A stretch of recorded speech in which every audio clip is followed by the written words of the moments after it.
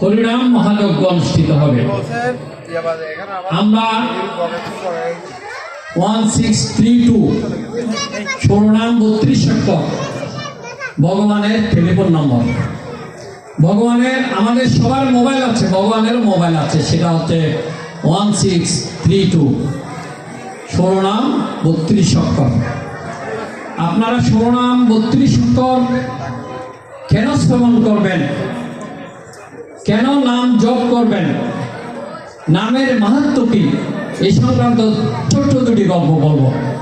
গল্পটা হচ্ছে এই, ত্রেতা যুগে ভগবান রামচন্দ্র যখন তার রাজ্যাভিষেক অনুষ্ঠান করছেন, তখন সমগ্র ব্রহ্মাণ্ডে মুনি ঋষি এবং যত রাজন্যবর্গ আছে সবাইকে নিমন্ত্রণ করেছেন তার রাজ্যাভিষেক অনুষ্ঠানে যোগদান করার জন্য।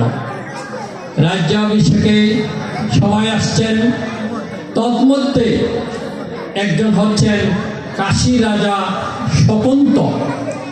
শকুন্ত যখন শ্রীরামচন্দ্রের রাজ্যাভিষেকে আসছেন, তখন প্রতিমধ্যে দেখা হয়ে গেল নারদ মহামুনির। নারদ মুনির সাথে যখন দেখা হলো, আপনারা জানেন নারদ মুনি ভগবানের গুণগান করেন, কিন্তু নারদ মুনি ফেস লাগাতে ওস্তাদ, তিনি একটা প্যাচ করে দিলেন এখানে।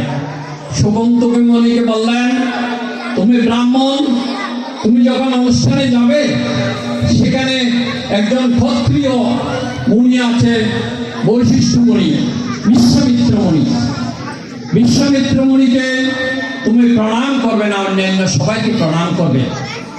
তখন শকুন্ত নারদ তো মহারিষি, ওনার কথা স্মরণে অনুষ্ঠান স্থলে শকুন্ত কোনো মনি ঋষিকে বাদ না রেখে শুধুমাত্র বিশ্বামিত্র মুনিকে উনি প্রণাম না করে অন্য সবাইকে করেছেন। তখন বিশ্বামিত্র মুনি ক্ষত্রিয়, সাধনা বলে যোগ বলে তিনি ব্রাহ্মণ এবং মুনি হয়েছিলেন, ঋষি হয়েছিলেন। তখন তিনি মনে মনে রাগান্বিত হয়েছেন। সেই রাগান্বিত ভাবটা বিকেলে যখন অনুষ্ঠানের পর যখন রামচন্দ্র তাকে জিজ্ঞেস করলেন, গুরু মহারাজ, এই অনুষ্ঠানে আপনার কি কোনো কষ্ট হয়েছে? বলে যে আমার অনেক কষ্ট হয়েছে, আমি অপমান বোধ হয়েছি, তোমার এক রাজন্য আমাকে প্রণাম না করে আমার সামনে সবাইকে প্রণাম করেছে। তখন রামচন্দ্র তার গুরুর অপমানের প্রতিশোধের জন্য বললেন, গুরু মহারাজ বলেন কে সে মহাপাপী যে আপনাকে প্রণাম করে নাই? তখন তিনি বললেন, সেই কাশীর রাজা শকুন্ত আমাকে অপমান করেছে। তখন রামচন্দ্র তার গুরুর অপমান হওয়ার কারণে রামচন্দ্র তাকে সাজা দেওয়ার জন্য সেই দ্রুততম ঘোড়া নিয়ে ছুটে ছুটে চললেন এবং মুনি রামচন্দ্রকে বললেন তার মাথা, কর্তিত মাথাটা আমার কাছে এনে দিতে হবে।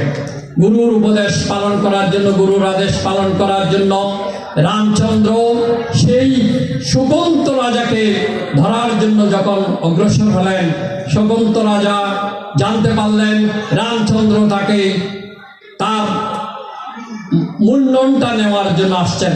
তখন সেই তাড়াতাড়ি গিয়ে নারদ মুনির কাছে গেলেন, হে নারদ, তুমি তো আমাকে মহাবিপদে ফেলে দিয়েছ, তুমি আমাকে একজনকে প্রণাম না করার জন্য বলেছ, আমি তাকে প্রণাম করি নাই, এখন রামচন্দ্র তার রামের বাণ নিয়ে আমাকে হত্যা করার জন্য আসছে, আমার মুন্ডন নিয়ে যাওয়ার জন্য।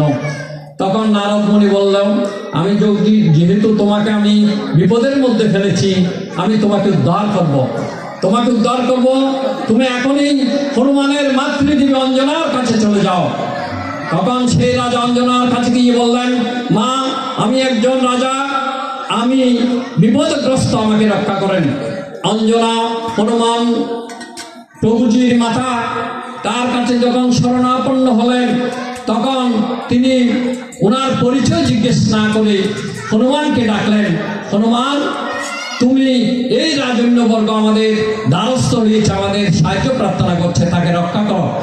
তখন হনুমান এসে বললেন, আপনাকে কে কে হত্যা করার জন্য চাচ্ছে আমাকে একটু বলবেন? তখন মুনি বললেন, রাজা বললেন যে আমাকে রামচন্দ্র হত্যা করার জন্য আসছেন। সর্বনাশ! হনুমান হতভম্ব হয়ে গেল।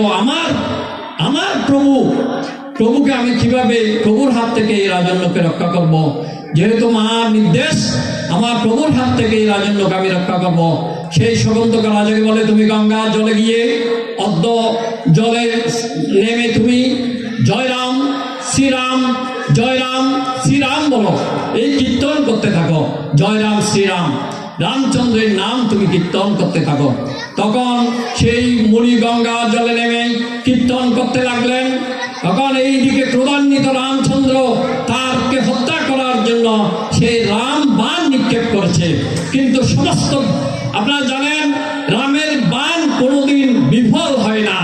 কিন্তু এই শকুন্ত রাজাকে যত রাম বাণ মেরেছেন, সমস্ত বাণ, সমস্ত তীর ফেরত চলে আসছে এবং তাকে বিদ্ধ করতে পারে নাই।